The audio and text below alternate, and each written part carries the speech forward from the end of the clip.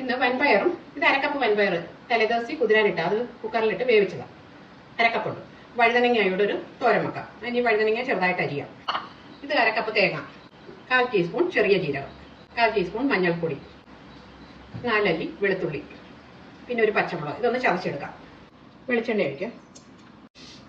കടുക്, കറിവേപ്പില, ചെറിയ ഉള്ളി, ഉണക്കമുളക്.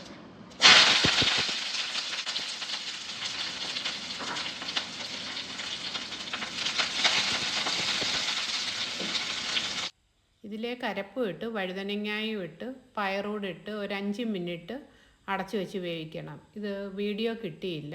ഇതിപ്പോൾ 5 മിനിറ്റായി വെച്ചിട്ട് ഇരുന്നിട്ട് നോക്കാം. ഒത്തിരി നേരം വെച്ചേക്കണ്ട. ഒത്തിരി നേരം വെച്ചാൽ ഈ വഴുതനങ്ങ അങ്ങ് ഉടഞ്ഞു പോകും.